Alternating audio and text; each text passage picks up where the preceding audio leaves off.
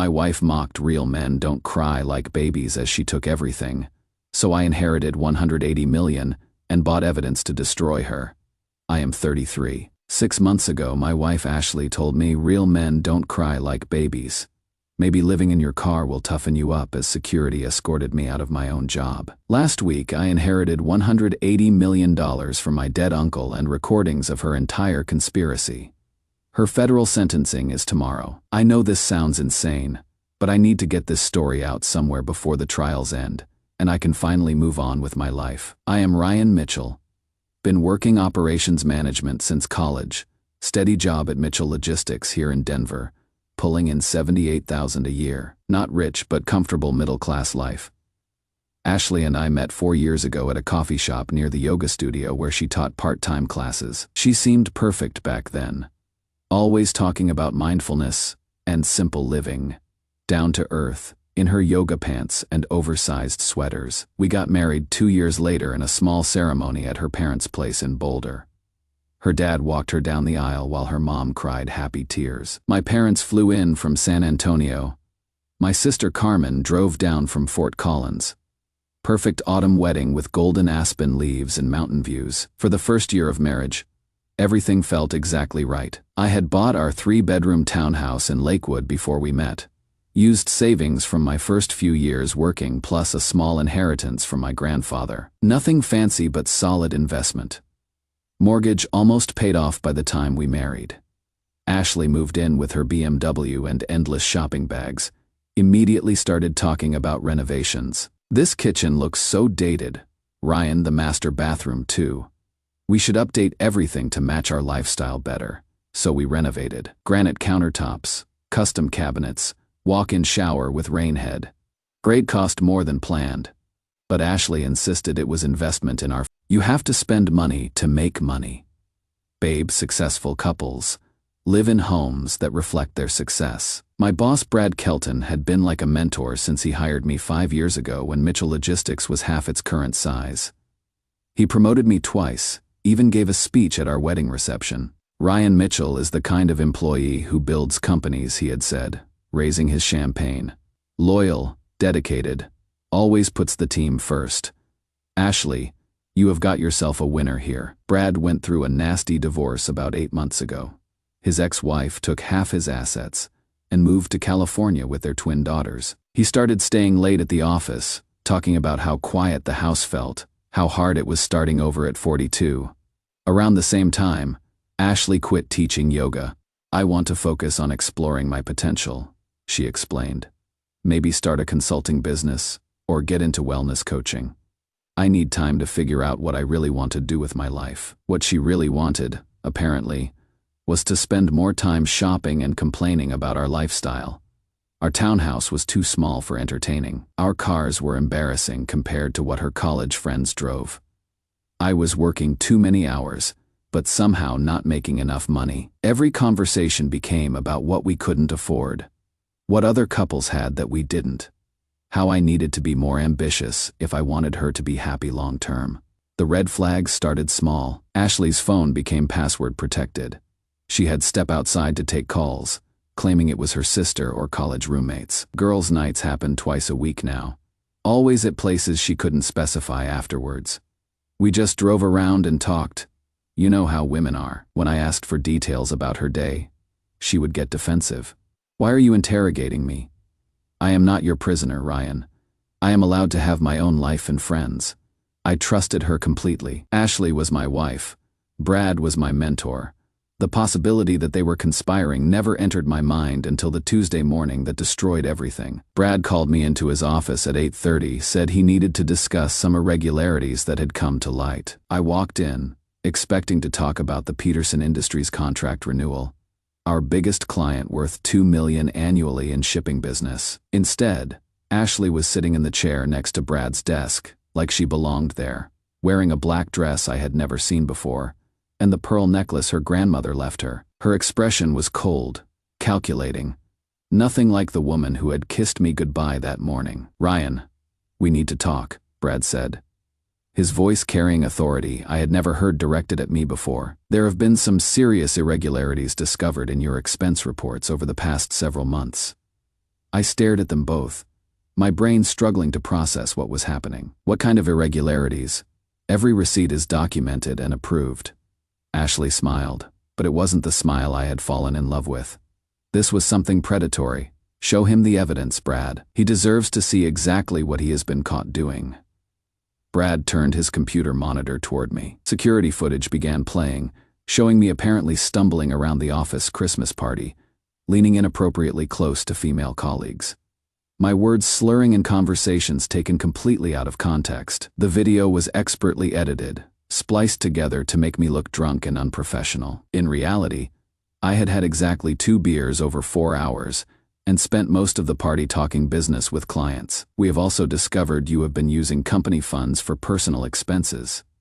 Brad continued, sliding a thick folder across his mahogany desk. These receipts show dinners and entertainment expenses that were actually personal dates with your wife, charged to the Peterson Industries account. My stomach dropped as I flipped through the papers. Brad, you specifically told me to include Ashley in client dinners. You said it looked more professional, that Peterson liked seeing stable family men. I never said any such thing, Brad replied smoothly, his face showing perfect confusion. That would be completely inappropriate use of company resources. We have policies against exactly this kind of abuse. Ashley stood up, moving to stand behind Brad's chair. Her hand rested on his shoulder in a gesture that made everything suddenly horribly clear. And that is not all, Ryan. Sarah from accounting has filed a formal complaint about your inappropriate behavior toward her. Sarah was a sweet kid, maybe 23, fresh out of college with her business degree. We had talked maybe 10 times in 5 years, always about work schedules or project deadlines. This is completely insane. None of this actually happened. That is not how Sarah remembers it, Ashley said, her voice ice cold. She has documented multiple instances of you making her uncomfortable with personal comments and unwanted attention. Brad nodded gravely.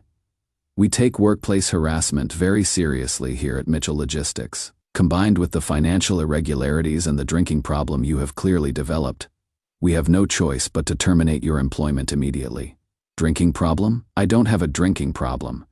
This is fabricated evidence. Edited footage.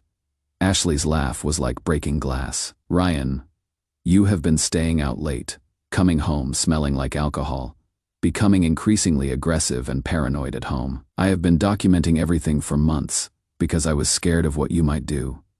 Documenting what? I have never laid a hand on you. I work late because you wanted the kitchen renovation, the new furniture, the lifestyle upgrades that require overtime income. That is not how I remember it, she said. My lawyer says the evidence supports a clear case for emotional abuse and financial irresponsibility. I am filing for divorce today, and I will be seeking full possession of the house and assets due to your misconduct. Brad stood up, straightening his tie with practiced sympathy. Security will escort you out immediately and pack your personal belongings. The company car needs to be returned by 5 p.m. today, and your corporate credit cards are canceled effective immediately. I sat there in complete shock as my entire life disintegrated in real time. 5 years. Brad. 5 years I have built this division from nothing. The Peterson contract alone brings in 40% of our annual revenue, which I will be handling personally going forward, he said. Your replacement is already being briefed on the transition. We need to protect our client relationships from any fallout from this situation. Ashley's voice cut through my disbelief like a blade. Real men don't cry like babies when they face consequences for their actions. Ryan, maybe living in your car will teach you some responsibility and help you grow up. Security appeared at the door. 2 guards I had known for years, Jerry and Mike, both avoiding eye contact, as they waited to escort me out like a common criminal. As they walked me through the office, I heard Ashley's voice behind me, sweet as honey. So about that business proposal we discussed.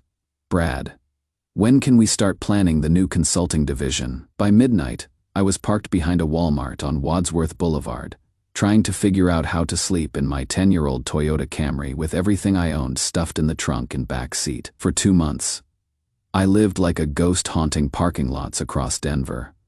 Walmart became my bedroom, rotating between 3 different locations to avoid suspicious security guards. Planet Fitness on Hampton was my bathroom and shower until my membership expired, and I couldn't afford renewal. McDonald's dollar menu became my primary food source.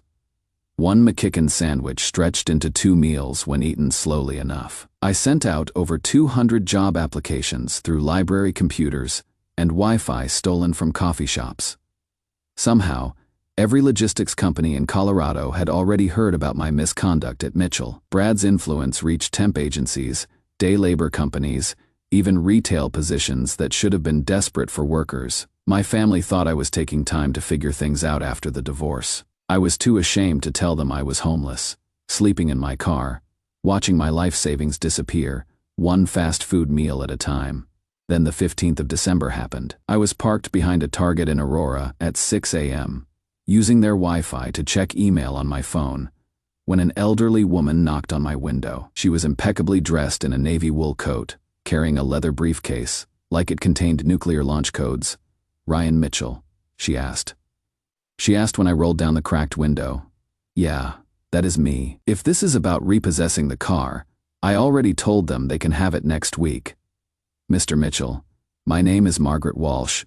I am an estate attorney from Chicago. Your uncle Thomas Mitchell passed away 2 weeks ago, and I need to discuss his will with you immediately." That is when everything I thought I knew about my family turned out to be a lie. Update 1. Sorry for delay updating. Had to drive to Chicago to meet estate lawyers, and my phone died somewhere in Kansas. Finally got everything sorted, and you guys will not believe what I learned. Thomas Mitchell wasn't just my uncle. He was my dad's older brother, supposedly killed in Vietnam in 1969 when my dad was 18. Closed casket funeral, military honors. My grandparents never talked about him after that. Family photos from before 1970 were mysteriously missing from albums. I grew up thinking my dad was an only child. Turns out, Thomas came home from Vietnam in 1968 with a serious gambling problem and $40,000 in debt to some very dangerous people in Chicago. Rather than destroy our family by getting them involved, he made a desperate choice. With help from a buddy who worked at the VA, he faked his own death and disappeared. Thomas took what money he had left and drove to Seattle. For the next 54 years, he built Mitchell Freight Solutions into one of the largest independent shipping companies on the West Coast. Never married. No kids. Lived quietly in a waterfront house in Tacoma. But he never stopped watching our family from a distance. Margaret Walsh explained everything during our meeting at her Chicago office. Your uncle hired private investigators to monitor your family periodically over the decades. Nothing intrusive, just making sure everyone was safe and successful. When you got married, he had your wife investigated as routine background check. He what? The investigation 6 months ago revealed Ashley's affair with your employer and their conspiracy to frame you for embezzlement. Thomas instructed me to document everything but not intervene unless your life was in immediate danger. She opened a thick file folder and spread photos across the conference table. Ashley and Brad together at restaurants, hotels, shopping centers. The timestamps showed their relationship started 8 months ago, long before I suspected anything was wrong. But the recordings were what destroyed me completely. Margaret played them through her laptop speakers. Hours of conversations between Ashley and Brad, planning my destruction in methodical detail like a business transaction. Ashley's voice from September. Ryan's so trusting, so naive about people's motivations. Give me 3 more months, and he will be completely isolated. No job, no friends, no credibility. Then we can start the real business without any complications from his side. Brad's response.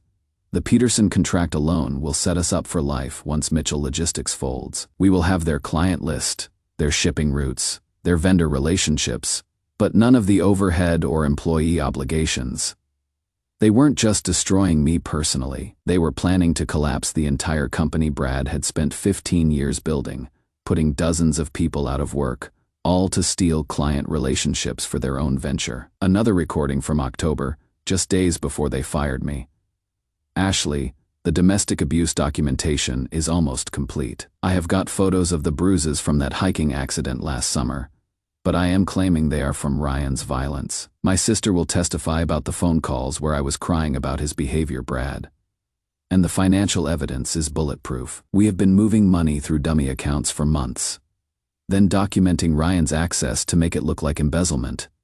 Even if he gets a lawyer, the paper trail will destroy him. Ashley, what about the employees who might defend him? Brad, already handled. Janet Flores is too scared about her daughter's college tuition to risk her job. Sarah thinks she is helping expose a real predator. Everyone else will stay quiet to protect their own positions. I had to pause the recording because my hands were shaking too badly to hold my coffee cup. Margaret waited patiently while I processed what I was hearing. There is more, she said softly, about why Thomas chose to reveal himself now. The final recording was Thomas himself, speaking to his private investigator just weeks before he died. Ryan's exactly like I was at his age, too trusting, too loyal, willing to sacrifice everything for people who don't deserve it. But he has also got the integrity I lost when I ran away from my problems. He is going to face this head on, and when he does, I want him to have every advantage I can give him. Thomas knew he was dying. Pancreatic cancer, diagnosed 6 months ago. Prognosis of weeks, rather than months. He had spent his final time making sure I would have not just money, but justice. The inheritance is substantial, Margaret continued. $180 million in assets. Mitchell Freight Solutions, which employs over 300 people, real estate holdings across Washington and Oregon, and liquid assets in accounts that have been carefully managed for decades. But Thomas had left me one final choice. Your uncle specified that you must decide how to use the evidence. Personal revenge, ruin their reputations, destroy their relationship, make them suffer emotionally, or legal justice, turn everything over to federal authorities, and let the law handle their crimes. I thought about Ashley's voice on those recordings, cold and calculating as she planned to send me to prison for crimes they committed. I thought about Brad destroying a company and dozens of livelihoods for money he didn't need.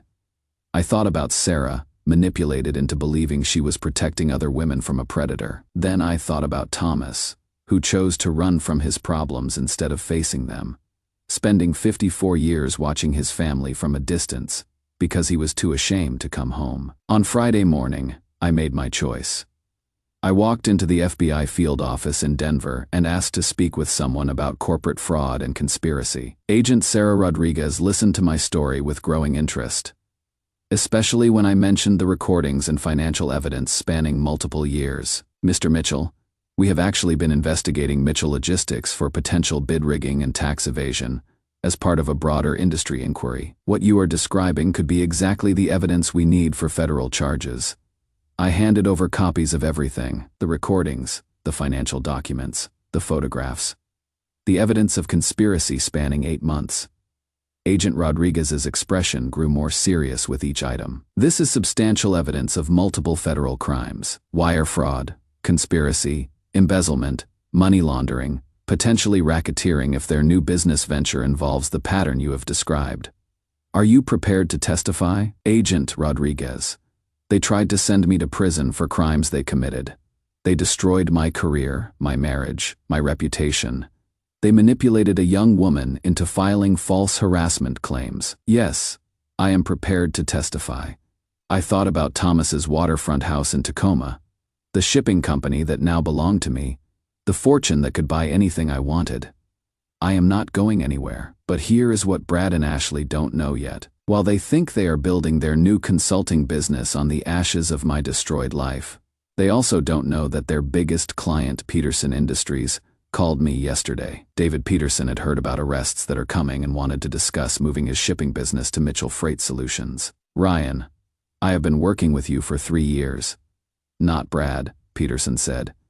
You are the one who understood my business, delivered consistent results, built the relationship. If Brad's really done what I am hearing, I want to explore other options immediately. Justice is about to be served, and it is going to be so much sweeter than revenge. Update 2: this keeps getting more unreal, but I promised updates, and you guys have been incredibly supportive. The arrests happened last Friday night at Mitchell Logistics' annual Christmas party. Same Marriott ballroom where I had worked the event for 5 years, where Ashley and Brad had probably planned my destruction while I networked with clients, completely oblivious. Agent Rodriguez called Thursday evening, Mr. Mitchell. We are executing arrest warrants tomorrow night.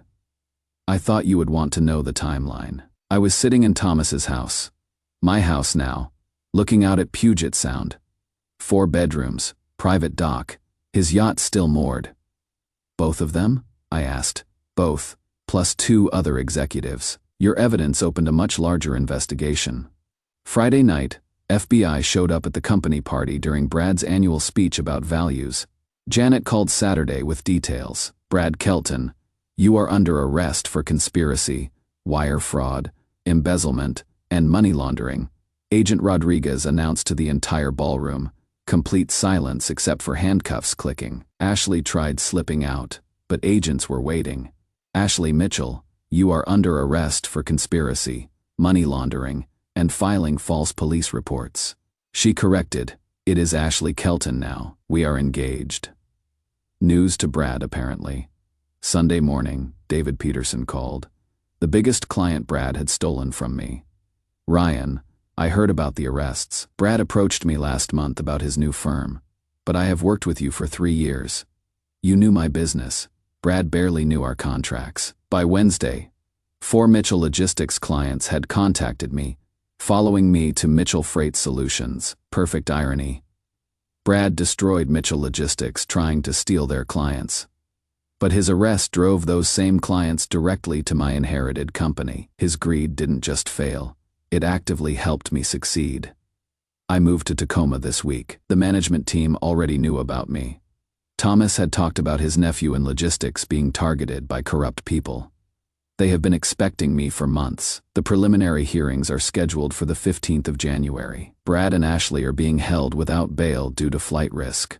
Apparently, when you steal millions and plan to start a business in the Cayman Islands, judges take that seriously. Their lawyers are already talking plea deals, which means they know exactly how strong the evidence is against them. 8 months of recorded conversations, financial documents showing systematic embezzlement, witness testimony from employees who were manipulated into the conspiracy. I will be at both trials to testify, to look them in the eye and let them know exactly how their plan worked out. Not for revenge anymore. I am past that. For justice, and to honor the memory of an uncle who proved that the best response to betrayal is building something better than what they tried to tear down. Final update: the sentencing hearings ended yesterday.